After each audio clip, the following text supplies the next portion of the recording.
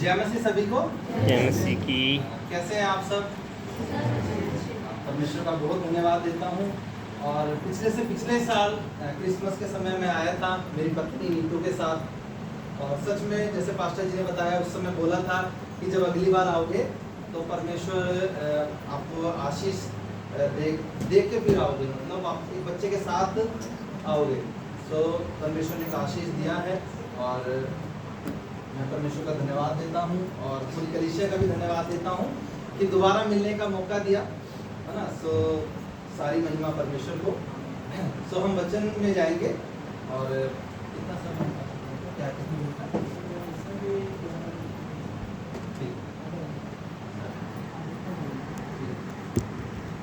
ठीक है। सो हम पहला राजा 21वां अध्याय उसकी 27 आयत को पढ़ेंगे। पहला राजा 21वां अध्याय 27 आयत। ये वचन थोड़ा चेतावनी वाला वचन है, समझ रहे हैं? चेतावनी समझते हैं, है ना। जैसे कि मतलब सावधान होने के लिए, सोचने के लिए, तैयार होने के लिए, है ना, जांचने के लिए।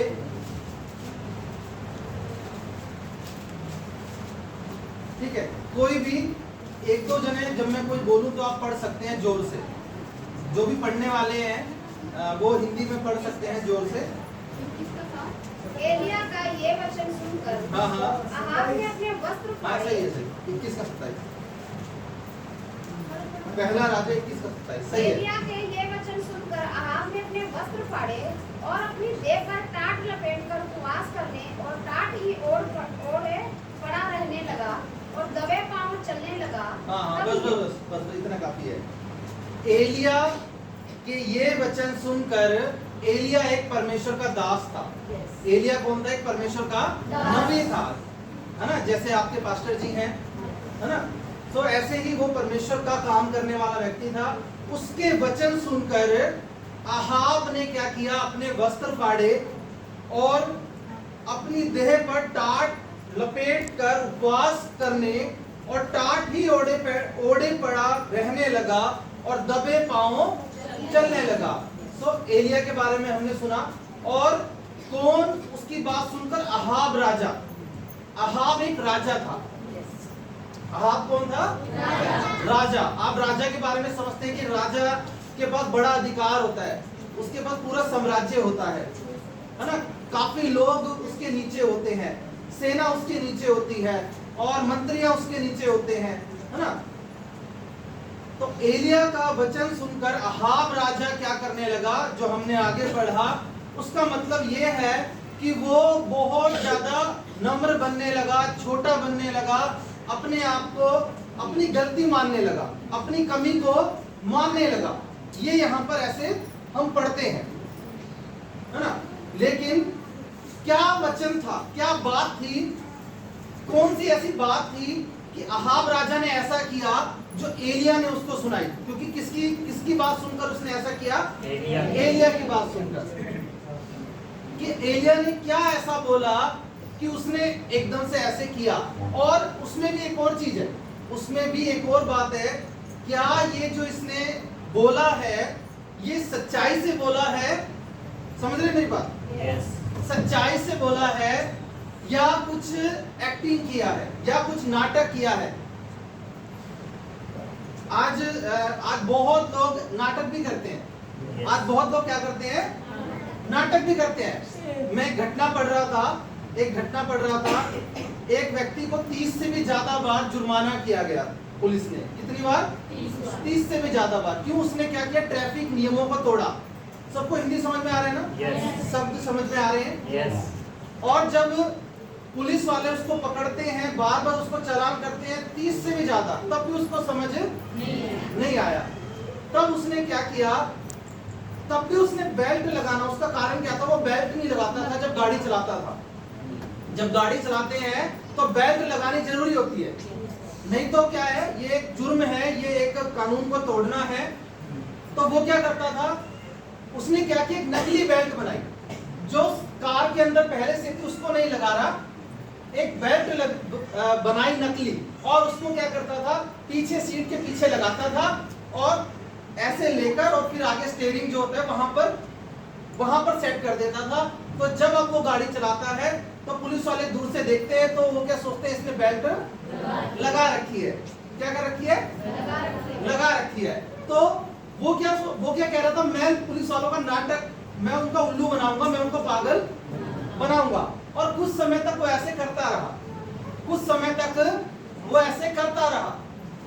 एक दिन क्या हुआ, एक सच्ची घटना है, और उसका जो पट्टा था, नकली पट्टा जो इसने नकली बेल्ट लगा रखा था, ये स्टीयरिंग में फंस के क्या हुआ कि इसको गाड़ी को मोड़ना था क्योंकि आगे ट्रक जा रहा था, लेकिन वो फंसने के कारण वो नहीं उसको घुमा पाया, नहीं उसको सही से काम कर पाया, और वो गाड़ी क्या होगी, कार में, उसमें ट्रक में टकरा गई, जिसके कारण उसकी वही मृत्यु हो गई।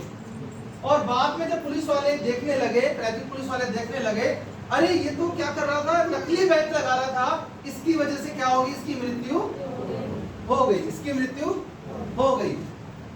और उन्हें अफसोस हुआ, लेकिन जान किसकी गई? जान किसकी गई? जो नाटक कर रहा था, जो पागल बना रहा था, है ना। और इस वजह से उसने अपनी मौत को पाया। यहां पर ये जो हमने अहाब के बारे में पढ़ा, जब एलिया का उसने वचन सुना तो उसने अपने आप को ऐसे छोटा बनने की कोशिश करी। ये हुआ क्यों था ऐसे?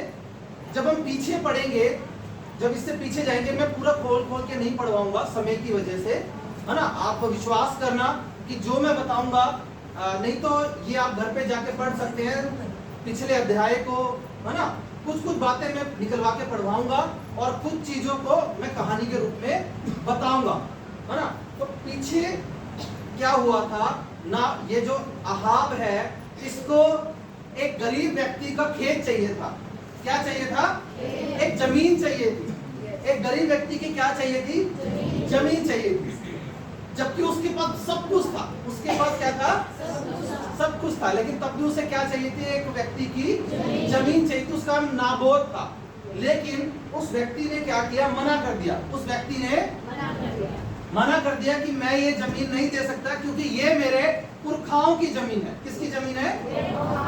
हाँ, मेरे बाप दादाओं की जमीन है, मेरे बुजुर्गों की जमीन है, इसलिए मैं ये नहीं दे सकता। लेकिन अहाब को क्या था? नहीं, मुझे तो यही चाहिए, मुझे यही चाहिए। कई बार हम भी ऐसे जिद करते हैं ना कि हमें यही चाहिए, सब कुछ होते हुए भी, सब कुछ अच्छा होते हुए भी नहीं, हमें यही चाहिए। और जब नहीं मिलता तो हम दुखी हो जाते हैं, हम परेशान हो जाते हैं। तो ये अहाब भी क्या हो गया? उदास हो गया, मुंह बना के लेट गया, खाना पीना छोड़ दिया। जब इसको वो जमीन नहीं मिली तो उदास हो गया, मुंह बना के लेट गया और खाना पीना छोड़ दिया। जैसे एक बच्चा करता है ना, बच्चा ऐसे ही करता है ना। आप सबके बच्चे हैं, एक राजा ऐसे करता है, क्या ये शोभा देता है? एक बड़ा, एक समझदार, एक पिता या माँ या कोई बड़ा व्यक्ति ऐसे करे, शोभा देता है? कि मुंह बना के रहे, उदास हो जाए छोटी सी छोटी बात पे, है ना। लेकिन वो उदास हो गया। अब उसकी पत्नी आई, उससे पूछती है कि भाई क्या हो गया, तुमने खाना खाना क्यों छोड़ दिया, तुमने बात करना क्यों छोड़ दिया, तुम ऐसे उदास क्यों? ये तो सिंपल सी बात है। आपके घर में भी जब बच्चा ऐसे होगा या पत्नी ऐसे उदास होगी या पति ऐसे उदास होगा, तो एक दूसरे से पूछेंगे ना कि भाई क्या हुआ, क्या बात है। कई बार तो हम बात करने से पता लगा लेंगे कि क्या हुआ है ना। तब उसकी पत्नी को सारा कहानी पता चला। तब उसकी पत्नी एक परमेश्वर को क्रोध दिलाने वाली पत्नी थी। वो ऐसी पत्नी थी, उसका नाम था इजबेल। ध्यान से समझना, उसका नाम कैसा था?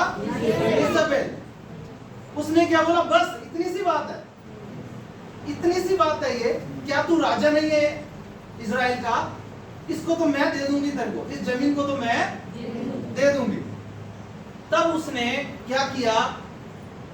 उस व्यक्ति को क्या किया? मरवा डाला। उस इजबेल ने, उसकी पत्नी ने नाबात को क्या किया? मरवा डाला।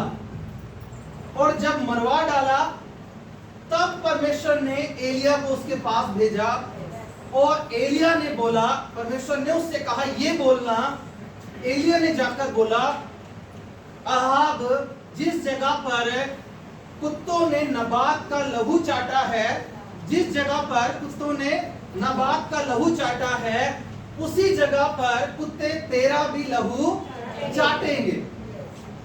ये बात एलिया ने परमेश्वर के द्वारा उसको बोली और इस बात को सुनकर यहां ये क्या कर रहा है, पश्चाताप करने की एक्टिंग कर रहा है। ये क्या कर रहा है, इसको डर आ गया। इसको क्या हो गया, डर आ गया कि मुझे परमेश्वर नाश कर देगा अब, तो इसलिए मैं क्या करता हूं, मैं पश्चाताप करता हूं। इसलिए अहाब ने ये शब्द बोले क्योंकि पहले परमेश्वर ने उसको एक ऐसा बात कही थी। और अगर और थोड़ा सा जब हम पीछे जाएंगे, अहाब की थोड़ी जीवन की घटनाएं के बारे में जब हम पीछे देखेंगे, तो इसी में 16 अध्याय के आखिरी समय में, 16 अध्याय में, जब पहला राजा 16 अध्याय कि 33 आयत को कोई जोर से पढ़ सकता है, 33 आयत को। और अहाब ने एक अशेरा भी बनाया, वरन उसने उन सभी इजरायली राजाओं से बढ़कर जो उससे पहले थे इजराइल के परमेश्वर यहोवा को क्रोध दिलाने के काम किए। हाँ, सो थोड़ा सा और इसके बारे में अगर हम देखें तो अहाब कैसा राजा था। अहाब परमेश्वर को क्रोध दिलाने वाला, गुस्सा दिलाने वाला, परमेश्वर की आज्ञाओं को तोड़ने वाला, और वो पापों पे चलना हल्की बात समझता था। जब ऊपर और पढ़ेंगे वहां पर ऐसा लिखा हुआ है कि वो पापों पर चलना एक हल्की बात समझता था। अरे कोई बात नहीं, ये भी कर दो, वो भी कर दो, ऐसे भी जी लो, ऐसे भी बोल लो, यहाँ भी चले जाओ, ये भी सोच लो, कुछ भी कर लो। तो वो एक बुरा राजा था और ऐसा राजा था कि और जो बुरे राजा हुए उससे भी ज्यादा बुरे राजाओं में से एक था वो। और वो आगे आगे और भी ज्यादा बुरे काम करता रहा, परमेश्वर के लोगों को परेशान करता रहा और परमेश्वर के लोगों को सताता रहा। लेकिन सबसे बड़ी बात क्या है, फिर भी परमेश्वर उसके लिए चिंता करता था। फिर भी परमेश्वर क्या करता था, उसके लिए चिंता करता था। जब हम पढ़ेंगे पहला राजा इसी में ही 20 अध्याय का 13 और 14 आयत कोई पढ़ेगा जोर से। तब एक नबी ने इस्राएल के राजा अहाब के पास जाकर कहा, यहोवा तुझसे यूं कहता है, ये बड़ी भीड़ जो तूने देखी है। हाँ, एक नबी के द्वारा अहाब से परमेश्वर बात कर रहा है और क्या बोल रहा है, ये भीड़ जो तूने देखी है, ये भीड़ कौन सी है मैं बताता हूँ, ध्यान से सुनिए।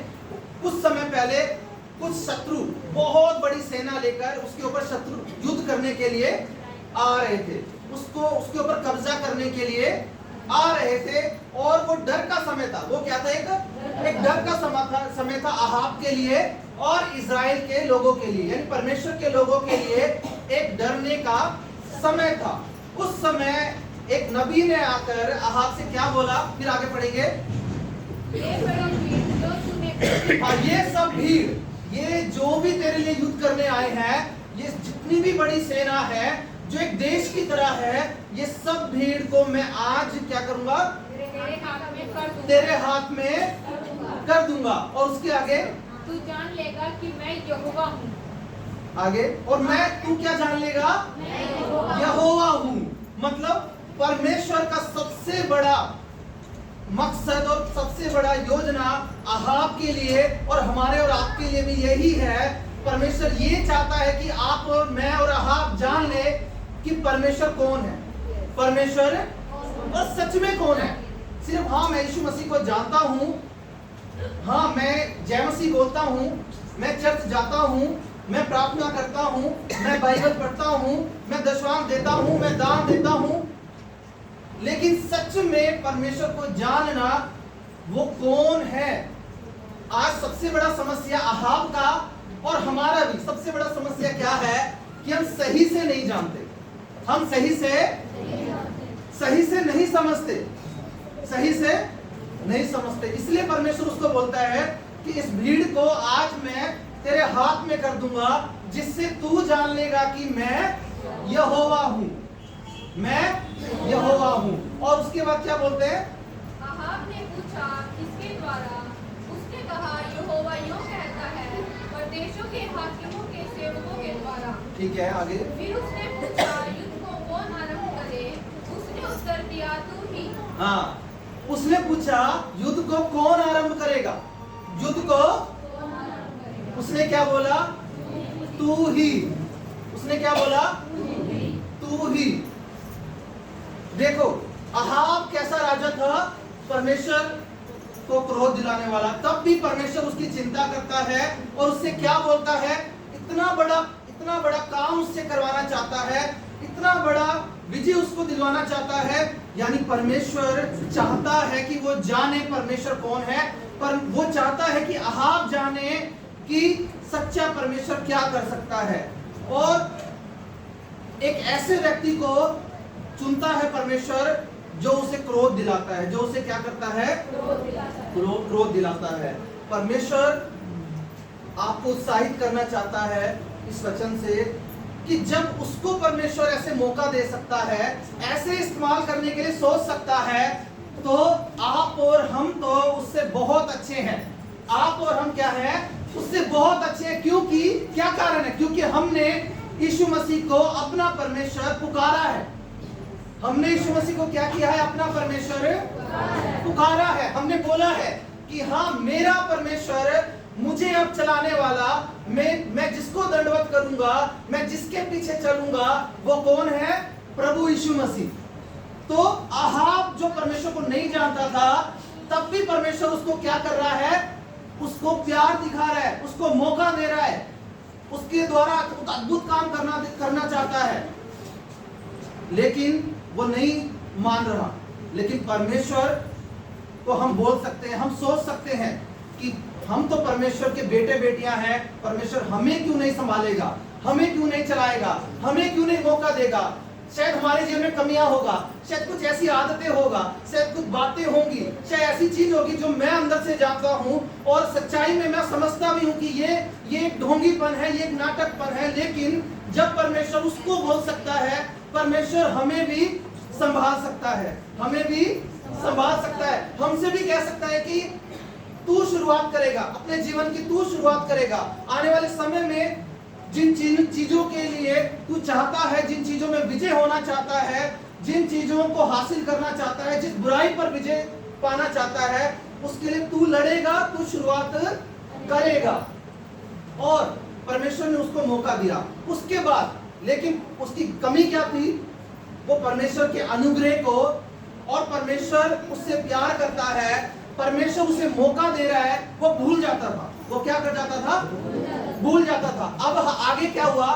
जैसे परमेश्वर ने बोला मैं इन सबको तेरे हाथ में कर दूंगा, परमेश्वर ने ऐसे ही सबको क्या कर दिया? इसके हाथ में कर दिया। और परमेश्वर ने अहाब को विजय दिलाई। परमेश्वर ने अहाब को क्या किया? विजय दिला दी। लेकिन फिर इसने एक गलती करी। जो उस शत्रुओं का राजा था, जो शत्रुओं का राजा था, उसको क्या किया? जिंदा छोड़ दिया। उसको क्या कर दिया? जबकि परमेश्वर ने बोला था कि उसको क्या करना है? नष्ट करना है। उसको क्या करना है? नष्ट करना है। लेकिन उसने क्या किया? लालच में आकर कुछ चीजों की संधि करने के वजह से उससे क्या किया? जिंदा छोड़ दिया। और जिसकी वजह से परमेश्वर उससे क्या हो गया? क्रोधित हो गया। और परमेश्वर ने उससे बोला कि 20 अध्याय के 42 में लिखा हुआ है, तब उसने राजा से कहा यहोवा तुझसे यूं कहता है, इसलिए कि तूने अपने हाथ से ऐसे मनुष्य को जाने दिया जिसे मैंने सत्यानाश हो जाने को ठहराया था। तुझे उसके प्राण के बदले अपना प्राण और उसकी प्रजा के बदले अपनी प्रजा देनी पड़ेगी। तब परमेश्वर क्या हुआ? परमेश्वर उसको समझा रहा है, परमेश्वर उसको दिखा रहा है, परमेश्वर उसको विजय दिला रहा है। लेकिन ये उस तरह से हो गया कि वो परमेश्वर के काम तो अपने जीवन में देख रहा है, ध्यान से समझना, वो अपने जीवन में परमेश्वर के काम तो देख रहा है कि परमेश्वर कैसे मुझे संभाल रहा है, परमेश्वर कैसे मुझे विजय दे रहा है, लेकिन वो परमेश्वर को समझ नहीं रहा कि परमेश्वर सच में मुझसे चाहता क्या है, परमेश्वर मेरे से क्या चाहता है कि मैं क्या करूं, कैसे जीऊं, उसको कोई फर्क नहीं पड़ता। इसलिए उसने क्या किया, उसने जब विजय भी दिलवा दी परमेश्वर ने, तब भी उसने क्या किया, परमेश्वर की आज्ञा को तोड़ा और उस शत्रु को जिंदा छोड़ दिया। तब परमेश्वर ने क्या किया, उसको बोला जिसके प्राण के बदले तुझे अपने प्राण देने होंगे। और परमेश्वर उसको बार बार मौका भी दे रहा है, उसको समझा भी दे रहा है, समझा भी रहा है, चेतावनी भी दे रहा है। उसके बाद ये नाबोत वाली घटना, फिर जो मैंने अभी बताया कि वो जमीन लेना चाहता था लेकिन वो उसने मना किया, तब उसने मरवा दिया। तब परमेश्वर ने क्या किया, उसको बोला कि जिस जगह पर कुत्तों ने नाबोत का लहू चाटा है वहां भी तेरा लहू चाटेगा। और तब हमने जो वो आयत पढ़ी, ये सुनकर अहाब क्या करने लगा, टाट पहनकर, क्या लिखा हुआ है, अपने वस्त्र फाड़े और अपने देह पर टाट लपेट कर उपवास करने लगा।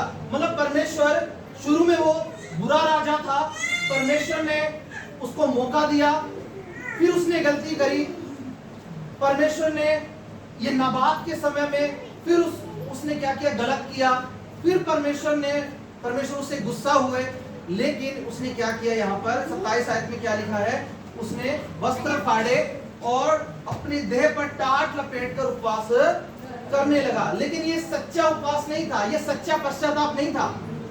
और जब नीचे पढ़ेंगे 28 आयत को कोई पढ़ेगा जोर से, 28 आयत जो बहुत जरूरी आयत है। जब यहोवा का यह वचन एलिय्याह के पास पहुंचा, क्या तूने देखा है कि अहाब मेरे सामने अभी क्या है, अब ध्यान से देखना। जब अहाब को डर हो गया कि परमेश्वर ने मुझे नाश करने का आदेश दे दिया है, अहाब ने नाटक करके अपने आप को नम्र करने को दिखाया, पश्चाताप करने को दिखाया, ढोंग करने को दिखाया। तब परमेश्वर क्या बोलता है, परमेश्वर एलिय्याह से बात कर रहे हैं। तब परमेश्वर अहाब को देखकर एलिय्याह से बात कर रहा है, क्या तूने देखा, आगे क्या, कि अहाब मेरे सामने नम्र बन गया, कि अहाब तेरे सामने नम्र बन गया, इस कारण कि वह मेरे सामने नम्र बन गया है, इस कारण कि वह मेरे सामने, मैं वह विपत्ति उसके जीते जी उस पर ना डालूंगा, परंतु उसके पुत्र के दिनों में मैं उसके घराने पर वह विपत्ति भेजूंगा। हाँ, अब परमेश्वर क्या बोल रहे हैं, ध्यान से इस चीज को देखना। वो ढोंग कर रहा है, वो सच में परमेश्वर को नहीं जाना, वो सच में परमेश्वर पर विश्वास नहीं करता, ना उसे भय है ना डर है, लेकिन फिर भी वो क्या कर रहा है, दिखावटी क्या कर रहा है, एक पश्चाताप कर रहा है। परमेश्वर सब जानता है, ध्यान से सुनना, परमेश्वर सब जानता है, हर एक की बातों को जानता है, उसके मनों को जानता है, वो हृदय तक को छेदता है कि ये किस अभिप्राय से, किस सोच से ये कर रहा है। तब भी परमेश्वर क्या बोलता है एलिय्याह से, ध्यान से देखना, क्या तूने देखा कि अहाब नम्र बन रहा है, क्या तूने देखा अहाब क्या कर रहा है, नम्र बन रहा है। परमेश्वर जानता है कि ये ढोंग है, ये सच नहीं है, लेकिन हमारा परमेश्वर दयालु परमेश्वर, महान, सर्वशक्तिमान, और उसकी करुणा और उसका जीवन, उसकी ज्योति इतनी अद्भुत है, वो जानते हुए भी क्या कह रहे हैं, एलिय्याह तूने देखा कि ये मेरे सामने नम्र बन रहा है। ये अद्भुत है, ये अद्भुत है। परमेश्वर बार बार उसको मौका दे रहा है, परमेश्वर क्या कर रहा है, बार बार मौका दे रहा है। और यहाँ पर फिर क्या बोला कि अब ये विपत्ति, कौन सी विपत्ति, जो ये बोली थी कि जहां पर नाबोत का लहू चाटा वहां पर तेरा भी लहू चाटेंगे, तो बोल रहे अब ये विपत्ति तेरे समय में नहीं, बाद में होगी। कब होगी, तेरे बच्चों के समय में होगी। परमेश्वर जान रहा है, जानता है, लेकिन फिर भी क्या कर रहा है, वो जानता है कि असली पश्चाताप नहीं है। आज हमें समझना है असली पश्चाताप क्या होता है। ये नहीं कि प्रभु भोज के समय या जब प्रार्थना के समय या जब परमेश्वर के सामने आने के समय, प्रभु मैंने गलती मानता हूँ, मैंने ये किया, मैंने ऐसे किया, मैंने झूठ बोला, मैंने चोरी करी, मैंने व्यभिचार किया, मैंने लड़ाई करी, मैंने गाली दी, मैंने निंदा करी, मैंने चुगली करी, और फिर थोड़े समय बाद फिर वैसे। ये हमेशा तक परमेश्वर नहीं चाहता, ये सदा की जिंदगी परमेश्वर नहीं चाहता। मैं एक कहानी पढ़ रहा था, एक सच्ची घटना। अमेरिका में एक बहुत बड़ा एक ट्रेड सेंटर पे आक्रमण हुआ था आतंकवादियों के द्वारा, जो बहुत फेमस है, सब लोग सुना होगा। अमेरिका में 11 सितंबर को एक बड़ा हमला हुआ था, बहुत बुरा नुकसान हुआ था, बहुत लोग मारे गए थे। एक आखिरी औरत उसमें से बची थी, उसका जो आखिरी बची थी उसका नाम था गुजमन। जब वो बच गई तो उसने अपने बारे में बताया कि जब मैं मरने जा रही थी तो मैं उसमें प्रार्थना कर रही थी। जब मरने जा रही थी तो मैं प्रार्थना कर रही थी। क्या प्रार्थना कर रही थी? कि प्रभु मैंने गुनाह किया है, मैंने गलती करी है, मैंने बहुत कमियां हैं, मुझे मदद कीजिए। फिर वो शास्त्र बता रही, मैंने और प्रार्थना करी। और प्रार्थना क्या करी कि प्रभु अगर मैं एक बार आंख मेरी खुली, अगर मैं बच गई 1 सेकंड भी, तो उसकी एक बेटी थी कि मैं उसको देख सकूं, मैं उसको देख सकूं। फिर वो बताती है मैंने और प्रार्थना करी, मैंने बोला परमेश्वर को, बता रही है कि परमेश्वर मैं एक बुरी औरत की तरह हूँ, मैं एक बुरी औरत की तरह रही हूँ, मैं जिसके साथ रहती हूँ वो भी मेरा पति नहीं है। अगर मैं बच गई, मैं अपना पूरा जीवन बदल दूंगी, पूरा सोच विचार बदल दूंगी, प्रभु मुझे मौका देना। और सच में जब उसका जीवन बदल गया, उसको करीब 15-16 साल हो गए उस घटना को, मुझे एग्जैक्टली आती कौन से सन में था वो, काफी साल हो गए। आज तक वो स्त्री पूरा जीवन बदल चुकी है, पूरी रीति से बदल चुकी है। वो कभी भी उस कामों में दोबारा नहीं जाती, उस सोचों में, उस बातों में, उस व्यवहार में। ये है पूरा बदलना, ये है पूरा पश्चाताप। आज क्यों हमारा पूरा छुटकारा नहीं होता, पूरा आशीष क्यों नहीं मिलता? हम या तो बिल्कुल ही पश्चाताप नहीं करते, या फिर हम अधूरा पश्चाताप करते हैं। इसीलिए अधूरा छुटकारा होता है या होता ही नहीं है, नाटक करते हैं। सो परमेश्वर समझाना चाहता है कि असली जीवन क्या है, असली पश्चाताप क्या है। सो अब क्या हुआ यहाँ पर? परमेश्वर ने क्या बोला कि देखा तूने कि अहाब बदला है, तो मैं क्या करूंगा, ये पत्ती अभी नहीं दूंगा, इनके बच्चों के समय में दूंगा। अब अहाब का क्या काम होना चाहिए? ध्यान से समझना, अहाब का क्या काम होना चाहिए? उसको सही से चलना चाहिए। अहाब का क्या काम होना चाहिए? परमेश्वर उसे बार बार मौका दे रहा है, बार बार आज्ञा तोड़ने पर भी बार बार मौका दे रहा है। पुराने समय में परमेश्वर नष्ट कर देता था, तभी के तभी तबाह कर देता था, लेकिन तब भी परमेश्वर क्या कर रहा है? उसको मौका दे रहा है। और अहाब को क्या करना चाहिए कि परमेश्वर की अनुग्रह को, इस दया को समझकर परमेश्वर के पास पूरा मन फिरा के आना चाहिए। लेकिन ये क्या, फिर भूल जाता है। क्या हो जाता है? फिर भूल जाता है। फिर आगे जब देखेंगे अगले अध्याय में 22 में, अब होता क्या है, एक और युद्ध करने की तैयारी होती है। अहाब एक और युद्ध करना चाहता है। क्या करना चाहता है? एक लड़ाई करना चाहता है। और तब वो यहोशापात राजा होता है, उससे बोलता है क्या तू मेरी मदद करेगा युद्ध करने में? आप सुन रहे हो? तब वो उस राजा से पूछता है क्या तू मेरी मदद करेगा? वो कहता है हाँ करूंगा, लेकिन पहले परमेश्वर से पूछ लो। लेकिन पहले परमेश्वर से पूछो, परमेश्वर क्या कहता है, क्या हमें करना चाहिए, युद्ध करना चाहिए, जाना चाहिए या नहीं जाना चाहिए? परमेश्वर के नबियों को बुलाओ, उनसे पूछेंगे। तो अहाब ने क्या किया? अपने नबियों को बुलाया, 400 नबियों को। किसको बुलाया? अपने 400 नबियों को। और वो नबी जो वो चाहता था वो बोलते थे, जो वो चाहता था वो कहते थे, जो वो चाहता था वो भविष्यवाणी करते थे।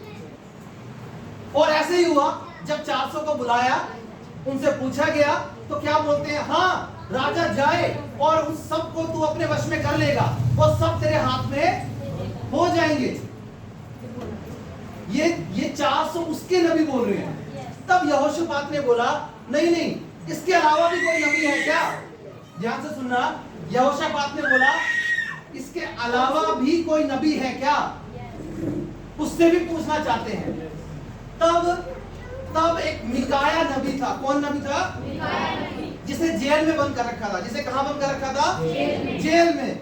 लेकिन अहाब उसको पसंद नहीं करता था, क्योंकि वो नहीं बोलता था जो वो चाहता था, वो बोलता था जो परमेश्वर चाहता था, वो कहता था जो सही है, वो सिर्फ परमेश्वर से डरता था, वो राजा से नहीं डरता था। और जब उसको बुलाया गया, तब उससे पूछा गया, तब उसने बोला कि परमेश्वर ने इन नबियों के अंदर एक गलत आत्मा भेजी है। परमेश्वर ने इन नबियों के अंदर गलत आत्मा भेजी है, और ये जो बात कह रहे हैं ये सही नहीं है। तू अगर वहां जाएगा तो तेरा कुशल नहीं होगा, यानी कि तुझे युद्ध करने नहीं जाना चाहिए, युद्ध करने नहीं जाना चाहिए। लेकिन तब भी क्या हुआ, उसने उसकी बात को सुनकर अनसुना कर दिया, उससे क्रोधित हो गया और उसे फिर जेल में बंद कर दिया और युद्ध करने के लिए चला गया। पिछले ही समय में हमने क्या देखा, जब उसे डर हुआ मौत का, उसने झूठा पश्चाताप किया, और क्योंकि उसे डर है, परमेश्वर ने बोला परमेश्वर नष्ट ना कर दे, लेकिन यहाँ पर फिर परमेश्वर को भूल कर जिस परमेश्वर से पूछना चाहिए, जिस परमेश्वर की बात माननी चाहिए, उसको छोड़कर झूठे नबियों की, झूठे लोगों की और या अपनी मनमानी करके वो आगे बढ़ता है। उस परमेश्वर को फिर भूल जाता है, उसके दया, उसके दूसरे मौके को, तीसरे मौके को फिर भूल कर क्या करता है, युद्ध करने जाता है। और जब युद्ध करने जाता है तो परमेश्वर के द्वारा और उस दूसरी सेना क्या करती है, उसको नाश कर देती है। और 22 अध्याय के 38 वचन कोई पढ़ेगा? 22 अध्याय का 38 वचन। और यहोवा के वचन के अनुसार जब उसका रथ शोमरोन के पोखरे में धोया गया, तब कुत्तों ने उसका लहू चाट लिया, और वे शायद यही स्नान करती थी। हाँ, अब क्या हुआ, लेकिन उसने परमेश्वर के उस अनुग्रह को नहीं समझा। बार बार परमेश्वर ने मौका दिया, बार बार परमेश्वर चाहता था कि असली परमेश्वर कौन है जानो, असली परमेश्वर कौन है जान ले, तुझे फिर मौका दे रहा हूँ, तुझे विजय दे रहा हूँ, तुझे छोड़ रहा हूँ, तुझे चाहता हूँ तू समझे। लेकिन फिर भी वो अपनी मनमानी करता रहा, और फिर उसके साथ आपने देखा उसने अपने जीवन को क्या कर दिया, नष्ट कर दिया। उस ढोंग के कारण, उस नाटक के कारण, उस अधूरी जीवन के कारण क्या किया, अपने आप को नष्ट कर दिया। आज परमेश्वर मुझे और आपसे बोलना चाहता है, हमारे पास हम उससे बढ़कर हैं, और हमने परमेश्वर को अपना परमेश्वर माना है, हमने परमेश्वर को, प्रभु यीशु मसीह को मेरा परमेश्वर माना है। लेकिन हम सोचना है, क्या मैं बार बार वही काम करता जा रहा हूँ, वही स्वभाव में करता जाता हूँ, मैं नफरत करता हूँ, मैं बाहर से मैं जब मिलता हूँ तो बहुत अच्छा किसी से, लेकिन जब बाद में उससे जब अलग होता हूँ तो फिर उसकी बुराई और उससे नफरत। क्या मैं किस तरह का हूँ? मैं अभी चोरी का समय है, कुछ समय में ठीक रहूंगा, फिर बाद में ऐसा करूंगा। झूठ का समय है, मैं कुछ समय ठीक रहूंगा, बाद में ऐसा रहूंगा। ये अधूरा पश्चाताप है। इससे अधूरा छुटकारा होगा या नहीं होगा, या विपत्ति आएगा और नहीं तो हम पर, नहीं तो हमारे बच्चों पर आएगा। उसके द्वारा हमारा घर, हमारा रिश्तेदार, हमारा शहर, हमारा चर्च, हमारा देश प्रभावित होगा। सो हमें सच्चा पश्चाताप करना है। क्या करना है? प्रभु जब यूहन्ना नए नियम में आया, उसने क्या बोला? मन फिराओ, क्योंकि स्वर्ग का राज्य निकट है। मन को फिराना हमने बहुत बार सुना होगा, सुनते आए होंगे, सुनते रहेंगे, लेकिन बस सुनते ही रहेंगे। आज यहाँ से फिर भूल जाएंगे, कुछ समय याद रखेंगे, 6 महीने, साल भर, फिर भूल जाएंगे। क्या हम सच में उस चीजों को सोचेंगे, याद करेंगे कि क्या हुआ था, क्या किया था, क्या कर रहे हैं?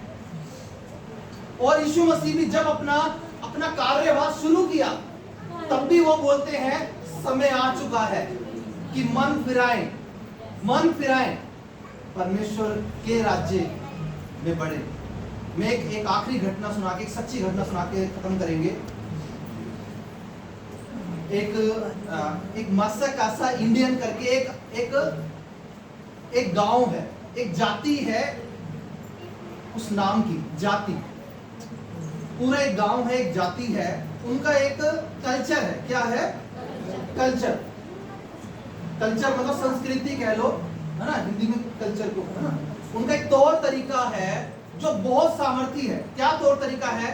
वो क्या करते हैं, जब फरवरी से अप्रैल के महीने के बीच में, फरवरी से अप्रैल का जो महीना किसके लिए जाना जाता है, वो बीच का, बसंत का, फरवरी और अप्रैल से बीच का।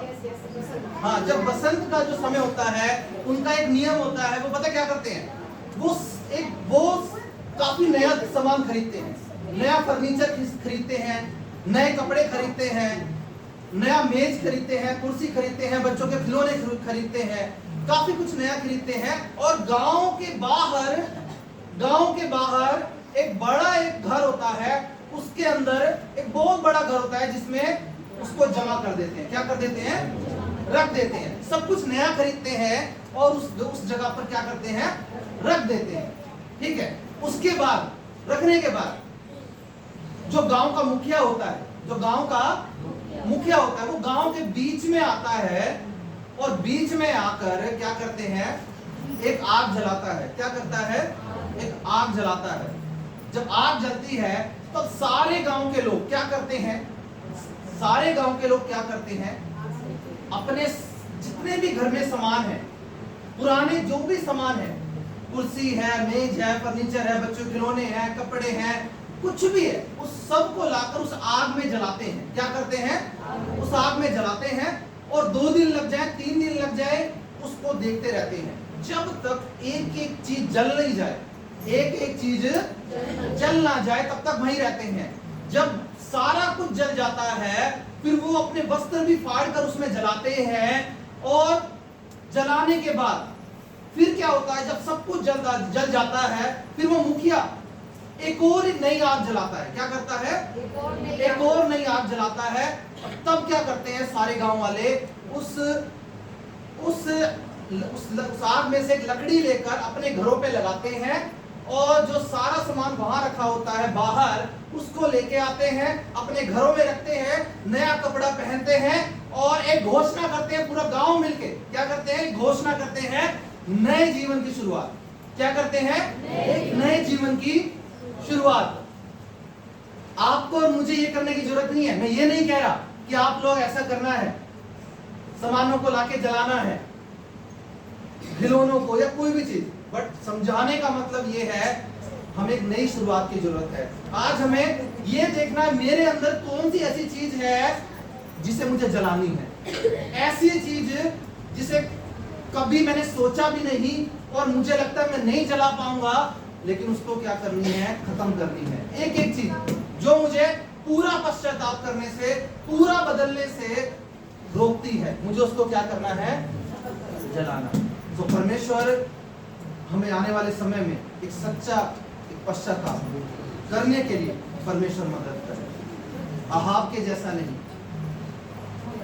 हम सच में जांचे अपने आप को और रोज हम बदलते जाएं, परमेश्वर सबको संभाले और एक नया एक शुरुआत करने के लिए मदद करे। तो परमेश्वर को धन्यवाद और परमेश्वर इन वचनों से सबको आशीष। जय